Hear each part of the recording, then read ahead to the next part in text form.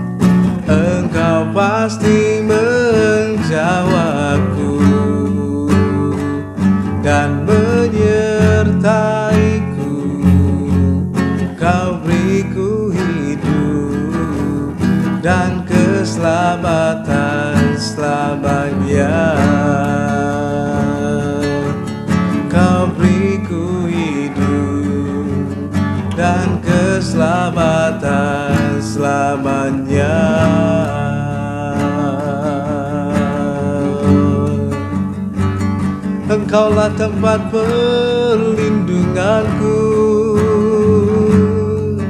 Kaulah kubu pertahanan dalam hidupku. Sungguh tiada yang sepertimu, Tuhan. Kami bersyukur,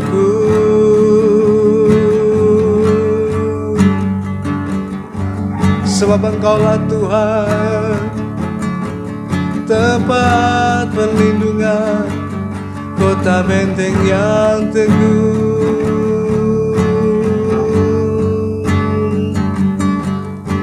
Haleluya,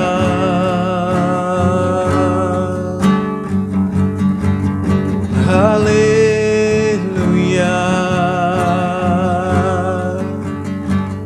Kami memuji nama-Mu, Tuhan. Kami memuji nama-Mu, Tuhan. Bersyukur padamu,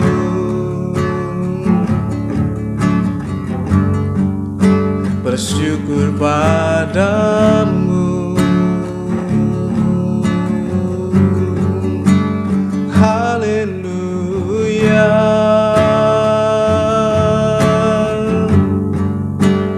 haleluya.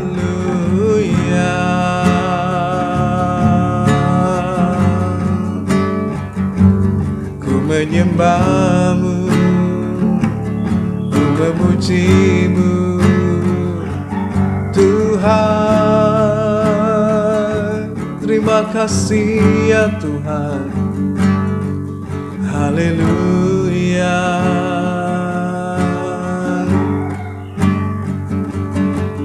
haleluya.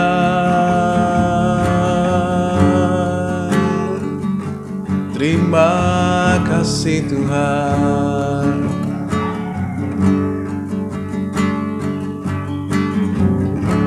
Haleluya, haleluya.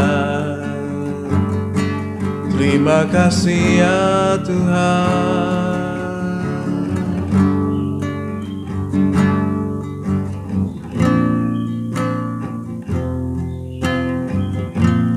Bapakku datang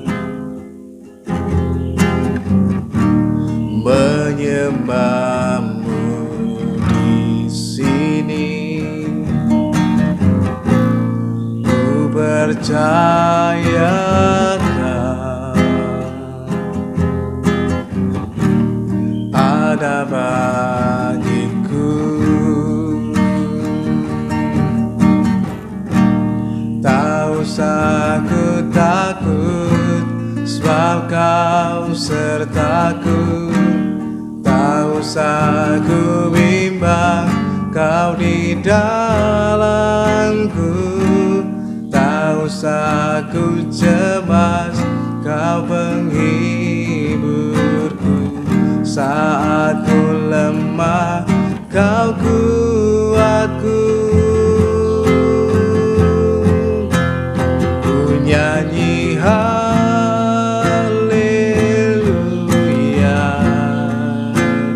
ku nyanyi haleluya.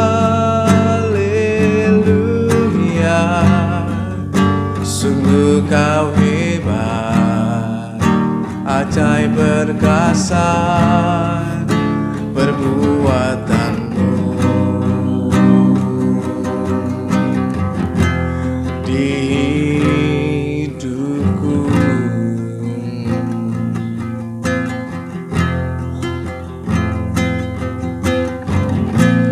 Bapakku datang menyembah-Mu di sini.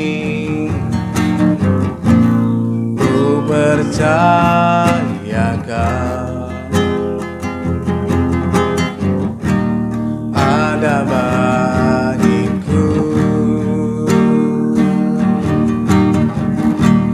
Tak usah ku takut, sebab Kau sertaku. Tak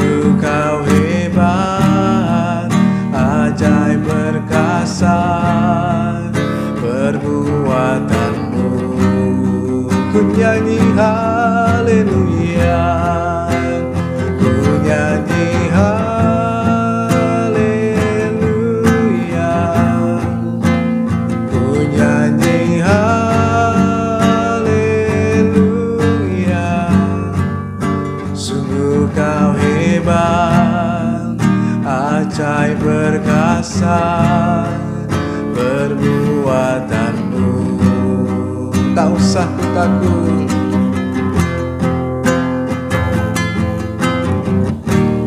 Tak usah ku takut, sebab kau sertaku. Tak usah ku bimbang, kau di dalamku. Tak usah ku cemas, kau penghiburku. Saat ku lemah, kau kuatku. Ku nyanyi haleluya, ku nyanyi haleluya. Sungguh kau hebat, ajaib perkasa perbuatanmu. Sekali lagi katakan, ku nyanyi haleluya, ku nyanyi haleluya,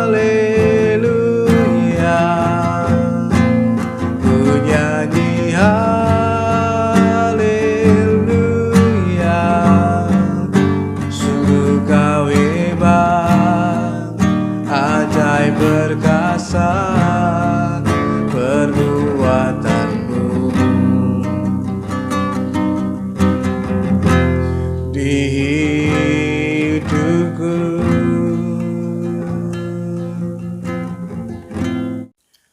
Saudaraku yang dikasihi dan diberkati Tuhan, pada pembacaan kita pagi hari ini di dalam Amsal pasal yang ke-12 ayat yang ke-25, ada hal-hal yang menarik yang perlu kita perhatikan bagi kehidupan setiap kita.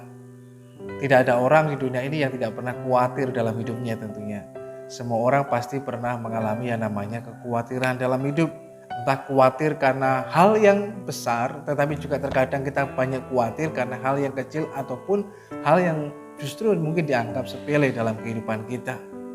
Nah, pagi hari ini kita akan belajar dalam kehidupan kita bagaimana agar dalam hidup ini kita tidak kemudian khawatir yang berlebihan, sehingga hal itu justru akan memberatkan dalam kehidupan kita, membebani kehidupan kita. Tapi bagaimana kita dapat menjalani kehidupan ini, sekalipun mungkin khawatir itu muncul, tetapi tidak kemudian dapat menguasai kehidupan kita dan kemudian mempengaruhi kehidupan saudara dan saya. Mari kita melihat bersama-sama dalam pembacaan kita pada Amsal pasal yang ke-12 ayat yang ke-25 di seri kitab Amsal kita melalui misbah doa di pagi hari ini. Firman Tuhan katakan, kekhawatiran dalam hati membungkukkan orang, tetapi perkataan yang baik menggembirakan dia. Dalam terjemahan lain juga dikatakan bahwa kekhawatiran di dalam hati hanya membebani, tetapi perkataan yang penuh sukacita menggembirakan dia. Saudaraku yang dikasihi dan diberkati Tuhan, melalui firman Tuhan ini kita akan belajar ada beberapa hal yang harus kita mengerti dalam kehidupan kita, supaya dalam hidup kita selanjutnya ketika khawatir itu muncul, itu kemudian tidak membebani dan menguasai dalam kehidupan kita, tapi kita segera dapat menyikapinya dengan tepat, dengan bijak, sehingga kita tidak hidup di dalam kekhawatiran. Yang pertama kita perlu belajar dan mengerti adalah bahwa dalam kehidupan kita nggak perlu khawatir yang berlebihan. Khawatir tentu saja ada, semua orang pasti mengalami kekhawatiran dalam hidupnya. Namanya juga masih manusia, seringkali juga bisa muncul yang namanya khawatir. Namun sekali lagi kita nggak perlu khawatir yang berlebihan. Mengapa? Karena 90% menurut survei dan penelitian dari yang kita khawatirkan itu nggak pernah terjadi. 90% dari semua hal yang kita khawatirkan dalam hidup kita itu tidak pernah terjadi. Yang berikutnya kita juga nggak perlu khawatir secara berlebihan, karena kekhawatiran yang berlebihan hanya akan menyedot banyak tenaga, pikiran, perasaan, waktu, dan lain sebagainya dalam kehidupan kita. Sehingga hari-hari hidup kita hanya dihabiskan untuk khawatir dan terus khawatir. Dan itu bukan menyelesaikan persoalan, tapi justru makin membebani. Semakin kita memikirkannya, semakin kita mengikutinya, itu bukan justru akan melegakan dalam kehidupan kita. Sebaliknya justru hal itu akan membebani dalam kehidupan kita. Hal itu akan semakin banyak menyedot energi dalam diri kita. Sehingga kita banyak menghabiskan waktu kita, tenaga kita, perhatian kita, bahkan perasaan kita dicurahkan semuanya untuk hal itu. Dan itu akan sangat membuat kita menjadi lelah dengan kehidupan ini. Bila kita terus membiarkan kekhawatiran itu ada. Karena kekhawatiran itu seperti halnya kita sedang duduk di kursi goyang. Dia akan membuat kita terus bergerak, tetapi kita tidak kemana-mana. Coba saudara, kalau saudara perhatikan, ketika saudara khawatir, itu akan membuat kita terus bergerak, berpikir, tetapi tidak membuat kita kemana-mana. Artinya akan terus membuat kita bekerja, terus berpikir dan berpikir secara keras, berpikir secara berat. Dan itu akan kemudian membuat kita, waktu kita, energi kita, perhatian kita akan tercurah semuanya di hal itu. Dan kita juga nggak perlu khawatir berlebihan, karena kekhawatiran yang berlebihan dapat memicu stres, dapat memicu juga kemudian kita susah tidur, akan memicu kita kemudian nggak punya nafsu makan. Dan ketika kita membiarkan hal itu berlama-lama, hanya akan memicu dan namanya mungkin masalah, bahkan juga sakit penyakit yang sebenarnya nggak perlu kita alami. Contoh sederhana, bila kita khawatir berlebihan tentang suatu hal, tentang pekerjaan, masa depan, tentang kesehatan dan lain sebagainya, kekhawatiran justru akan membuat dan menyiksa dalam kehidupan kita, sehingga akan membuat kita berpikir yang berat, yang berlebihan. Sebagai contoh, di musim pandemi sekarang ini, ketika ada orang mungkin mengalami sakit dan kemudian orang mengatakan yuk mesti dibawa ke rumah sakit dan lain sebagainya. Terkadang ada orang yang kemudian justru menjadi sangat takut dan khawatir. Kalau kemudian berpikir yang berlebihan, jangan-jangan nanti akan begini, begitu dan lain sebagainya. Padahal belum tentu demikian. Tetapi karena sudah lebih dulu memperhatikan perkataan itu dan kemudian timbul pikiran-pikiran negatif, prasangka buruk, maka dalam kehidupan kita akan berpikir yang begitu berat. Kemudian hal itu bukan memperbaiki keadaan kesehatan kita, tapi justru memperburuk keadaan yang ada. Kita nggak bisa tidur. Nah, kalau orang nggak bisa tidur, tekanan bisa naik dan memicu hal yang lainnya. Nggak punya selera makan. Nah, kalau sudah nggak selera makan lagi, apa yang terjadi? Ya bisa kena asam lambung dan lain sebagainya. Lalu kemudian kita bisa mengalami stres dalam hidup kita dan memicu hal yang lainnya. Sehingga itu makin justru membebani dalam kehidupan kita. Yang berikutnya, kita nggak perlu khawatir berlebihan. Mengapa? Karena hanya akan membebani dalam hidup kita. Seperti yang dikatakan dalam kitab Amsal ini, kekhawatiran dalam hati membungkukkan orang. Digambarkan sebagai orang yang seperti hal yang orang membungkuk. Biasanya orang membungkuk itu karena ada ketika orang tersebut sedang mengangkat sebuah beban dan bebannya berat. Dan itu sebuah gambaran yang terjadi ketika orang hidup dalam kekhawatiran. Itu hanya akan membungkukkan orang karena akan makin membebani. Padahal tidak demikian, kita tidak sedang memikul sebuah beban. Kekhawatiran hanya akan membebani dalam kehidupan kita, sehingga kita menjalani hidup ini terasa berat, sulit, membuat kita capek, membuat kita lelah dalam menjalani kehidupan kita. Kenapa demikian? Karena itu membebani dalam kehidupan kita.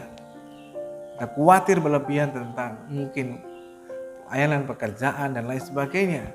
Tapi kita nggak perlu khawatir berlebihan. Kekhawatiran boleh-boleh saja, tapi jangan khawatir berlebihan. Maka hidup kita akan dikuasai dengan kekhawatiran dan itu hanya akan membebani dalam hidup saudara dan saya. Yang berikutnya, kita nggak perlu khawatir yang berlebihan. Mengapa? Karena ada Tuhan. Kita nggak sendirian, ada Tuhan yang menyertai kita. Kita nggak sendirian, ada orang-orang di sekitar kita yang juga mensupport kita. Oleh karena itu, jangan dipikul sendiri, nanti kita susah sendiri. Kesusahan dalam hidup memang ada, tapi jangan cari susah. Itu menambahi susah dalam kehidupan kita. Nggak ada yang mampu. Kesusahan sehari cukup untuk sehari. Nah, kalau kita tambah kesusahan hari ini, kesusahan kemarin, untuk besok dan selanjutnya kita pikirkan, nggak ada orang yang mampu untuk memikulnya. Tapi kalau kesusahan sehari, ya cukuplah untuk sehari. Gak usah kemudian kita bawa sampai besok lagi. Itu hanya akan membebani dalam hidup kita. Yang kedua, saudara dikasih Tuhan, berbicara tentang kekhawatiran, maka yang harus kita juga perhatikan adalah khawatir itu terjadi ketika kita lebih percaya pada berita buruk yang kita dengar daripada firman dan janji Tuhan atas kehidupan setiap kita. Seringkali kekhawatiran muncul itu paling banyak karena apa? Dari kita mendengar, dari input kita. Dari apa yang masuk dalam kehidupan kita, terutama lewat apa yang kita lihat, tapi juga yang paling besar adalah dari apa yang kita dengar. Nah, orang cepat khawatir dan bahkan makin khawatir lagi bila lebih percaya pada berita buruk, kabar buruk yang didengarnya daripada janji Tuhan atas hidupnya. Saudara mengingat kembali ketika bangsa Israel siap-siap sedikit lagi, nggak lama lagi masuk ke tanah Kanaan. Tapi kemudian ketika mereka bersemangat luar biasa, tiba-tiba 10 pengintai mengatakan nggak bisa masuk. Dan kemudian mereka menyampaikan kabar-kabar buruk, berita busuk bahkan, berita-berita hoax. Apa yang terjadi? Ketika bangsa Israel lebih cenderung mendengarkan perkataan 10 pengintai itu dibandingkan janji Tuhan yang telah memberikan tanah itu kepada mereka. Janji Tuhan yang menyertai mereka. Bahwa Tuhan selama ini juga memperlihatkan bagaimana bukti penyertaannya kepada bangsa Israel. Apa yang terjadi? Buat mereka khawatir, stres dan tertekan, bahkan kemudian mereka marah. Mengapa hal ini bisa terjadi? Karena mereka lebih mendengarkan perkataan kabar buruk itu dibandingkan janji Tuhan. Tapi berbeda dengan dua orang, yaitu Kaleb dan Yosua. Mereka lebih mendengarkan perkataan Tuhan. Betul, mereka juga mendengar dan melihat sendiri keadaan di sana, ada tantangan, ada kesulitan. Tetapi mereka lebih memperhatikan ada Tuhan yang menyertai kita. Nah, ini yang seringkali terjadi dalam kehidupan kita. Bila kita mendengar kemudian mengadakan situasi bahwa situasi sekarang ini sedang buruk, situasi sedang tidak mudah, sukar dan lain sebagainya. Nah, kalau kita terus lebih mendengarkan hal itu dibandingkan firman Tuhan, maka itulah yang akan membuat kita khawatir. Tinggal porsinya lebih besar mana? Firman Tuhan atau perkataan yang buruk? Yang mana yang kita lebih banyak dengar setiap hari dalam hidup kita? Ada orang yang hobinya mendengar berita-berita terus, tapi tidak pernah mendengar kabar baik dari firman Tuhan. Sehingga gak heran hidupnya selalu kadang-kala pemikirannya, prasangkanya buruk, pikirannya negatif dan lain sebagainya. Tergantung input yang kita dengarkan. Oleh karena itu, yang kita harus sadari bahwa khawatir dalam hidup kita terjadi bila kita lebih percaya pada berita buruk yang kita dengar daripada janji Tuhan atas kehidupan setiap kita. Yang berikutnya, khawatir itu terjadi ketika kita lebih bersandar pada apa yang kita rasakan daripada bersandar kepada Tuhan. Ketika kita mulai bersandar pada apa yang kita rasakan, membuat kita menjadi khawatir, berkecil hati. Hal ini juga pernah dialami oleh Yosua ketika Yosua melihat bahwa Musa hamba Tuhan itu sudah mati dan Yosua menggantikan Musa pada waktu itu. Nah, kemudian Yosua bersandar pada apa yang dirasakannya. Saya hanya pemimpin yang masih baru, yang masih muda, dan kemudian harus memimpin bangsa yang begitu besar. Musa saja nggak berhasil membawa orang Israel masuk ke tanah Kanaan, bagaimana dengan saya? Dan kemudian ketika dia melihat lagi bagaimana situasi keadaan yang ada di depan, ada tantangan yang begitu besar, tembok Yeriko dan lain sebagainya. Hal itu membuatnya berkecil hati, membuat hatinya menjadi tawar. Maka pada waktu itu Tuhan ingatkan lagi kepada Yosua, supaya Yosua ingat kembali tujuan dalam kehidupannya, ingat kembali pada tujuan ilahi bagi bangsanya, supaya Yosua ingat lagi kepada Tuhan bahwa Tuhan tidak meninggalkan. Sebagaimana Tuhan menyertai Musa, Tuhan juga akan menyertai Yosua dan lain sebagainya. Dan Tuhan katakan berkali-kali, kuatkan, teguhkanlah hatimu. Kuatkan, teguhkanlah hatimu. Kenapa? Karena kekhawatiran mulai muncul dalam hati Yosua. Dan itu membuatnya menjadi tawar hati. Dan ketika dia teguhkan hatinya, dia dapat menguatkan dan memberikan semangat kepada bangsanya. Hal yang dahsyat dan luar biasa. Dan itu yang seringkali terjadi. Kekhawatiran muncul ketika kita banyak lebih bersandar pada pengertian kita, pada apa yang kita rasakan, daripada kita bersandar kepada Tuhan yang hidup. Yang berikutnya, saudaraku yang dikasihi Tuhan, Kekhawatiran itu bisa terjadi ketika kita mulai ragu akan Tuhan dan akan janji Tuhan atas kehidupan setiap kita. Ketika kita lebih bersandar pada pengertian kita dan kita mulai ragu akan penyertaan dan janji Tuhan, itu akan membuat kita kemudian menjadi khawatir dan bisa melakukan hal yang keliru dan salah. Hal ini pernah terjadi dengan Abraham. Ketika Abraham mendengar janji Tuhan akan memberikan keturunan kepadanya, tetapi keturunan itu belum juga ada, maka pada waktu itu kemudian mulai muncul juga keraguan dalam kehidupan mereka, dan kemudian sesuai dengan saran dari istrinya supaya mengambil Hagar supaya mendapatkan keturunan dari Hagar. Dan akhirnya apa yang terjadi? Mereka berusaha untuk memenuhi janji Tuhan dengan cara mereka sendiri. Mengapa demikian? Karena mereka berpikir jangan-jangan mungkin demikian caranya dan lain sebagainya. Nah, akhirnya membuat sebuah kekeliruan dan kesalahan.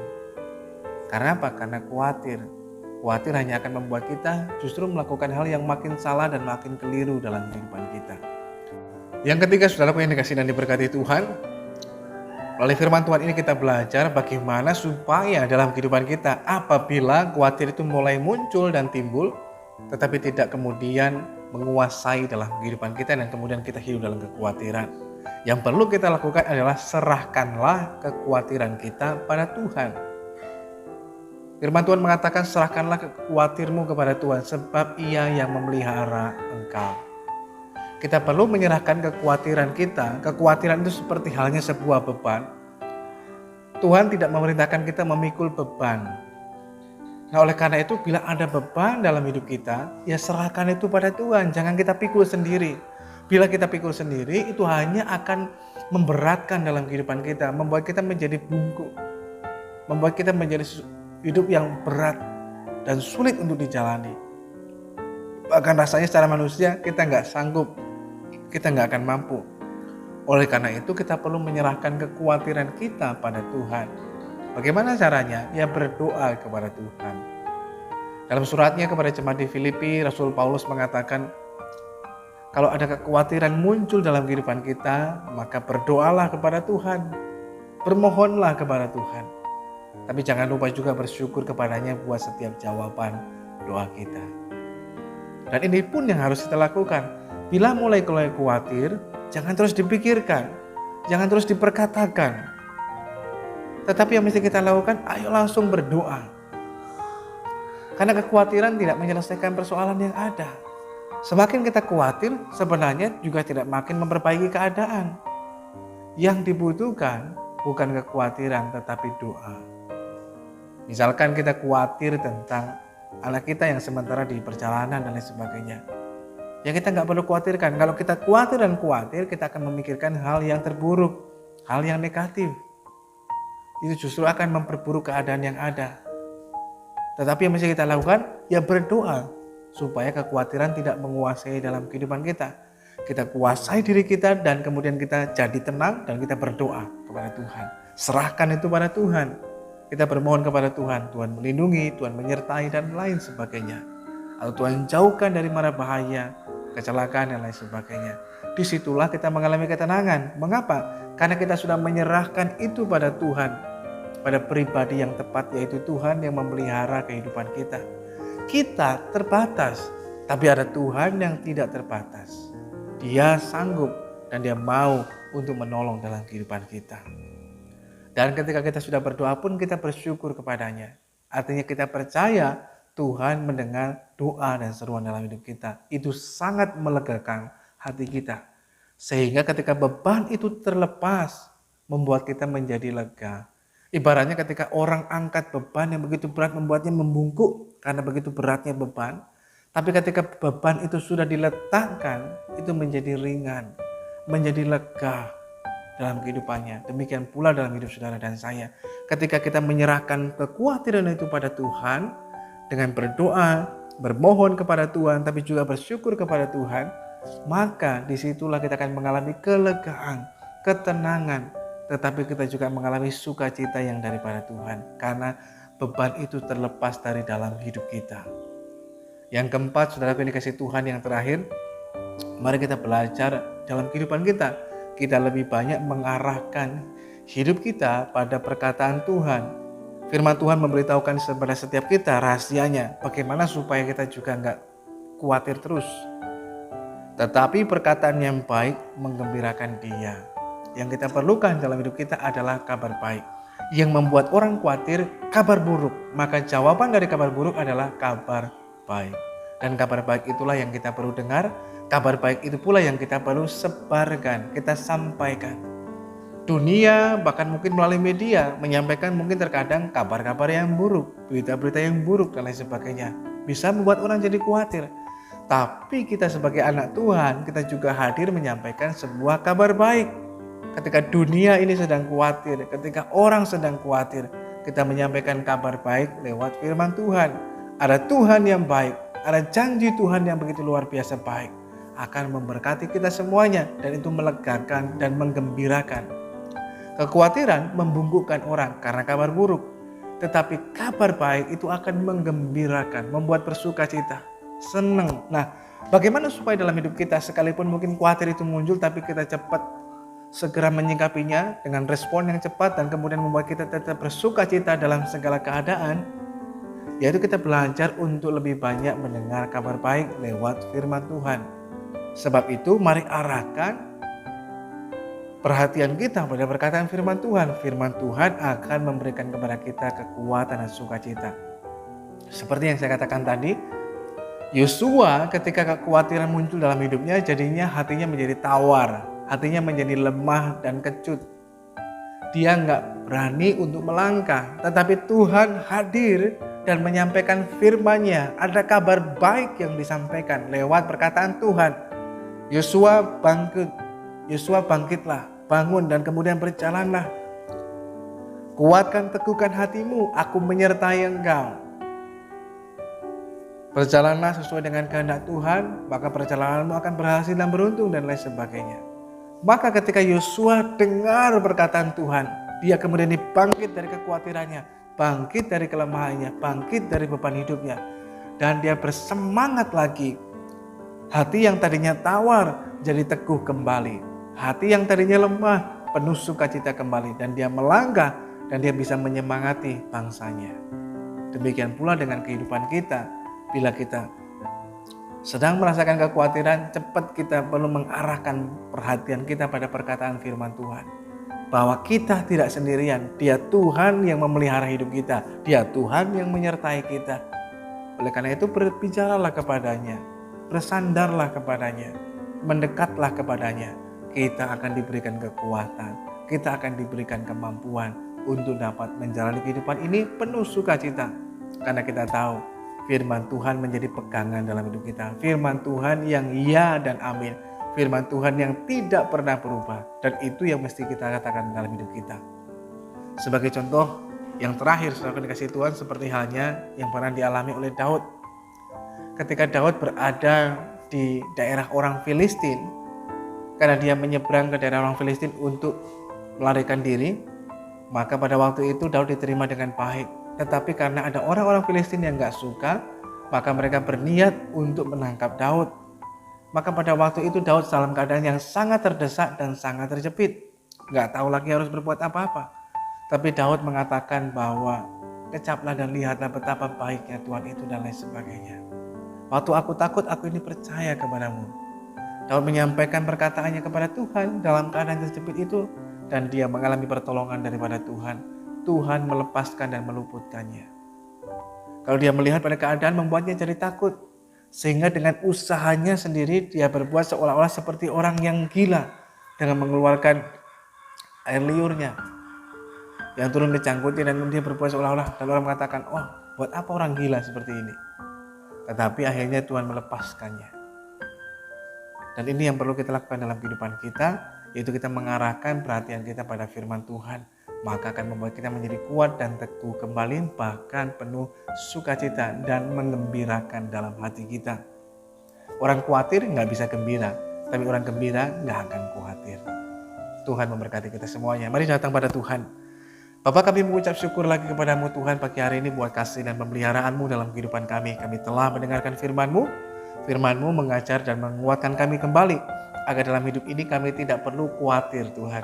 Karena kami tahu Tuhan adalah pemelihara dalam kehidupan kami. Kami tidak perlu khawatir karena ada Tuhan. Engkaulah Tuhan tempat perlindungan kami, Engkau Tuhan jawaban dalam kehidupan kami. Sehingga bersama dengan Tuhan kami akan cakap menghadapi segala perkara. Kami enggak perlu khawatir lagi, tapi kami tahu Tuhan yang akan mengangkat beban dalam kehidupan kami dan memberikan pertolongan dalam hidup ini. Sebab kami tahu, kalaupun kami mengalami kesulitan dalam hidup ini tidak melampaui kekuatan kami. Tapi firman Tuhan memberitahukan kepada kami, Tuhan itu setia, tidak pernah meninggalkan kami, menyertai, bahkan memberikan jalan keluar, sehingga kami semua pasti dapat menanggungnya.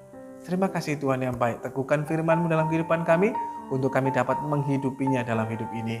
Berkati kami semuanya yang telah mendengar firman Tuhan, bahkan yang mengikuti doa pagi ini dimanapun saudara berada. Berkat Tuhan turun atas kehidupan saudara sekalian. Ada berkat kesehatan, kekuatan, hikmat, ada berkat sukacita dan damai sejahtera yang melampaui segala akal. Bahkan berkat yang seutuhnya daripada Tuhan melimpah atas kehidupan saudara sekalian. Terima kasih Tuhan yang baik. Kami menyerahkan juga kehidupan kami selanjutnya dalam tangan Tuhan. Kalau sebentar selesai doa ini kami akan kembali melanjutkan aktivitas kehidupan kami. Sertai kami semuanya sehingga kami terus dapat berjalan dan melangkah pada rencana dan kehendak Tuhan dalam kehidupan setiap kami.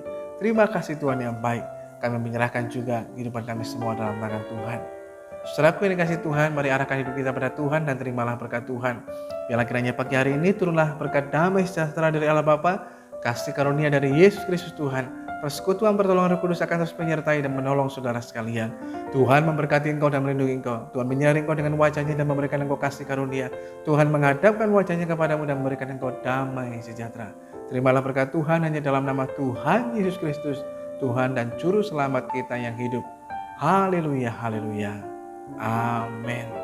Selamat pagi, selamat beraktivitas. Tuhan Yesus mengasihi dan memberkati kita semuanya.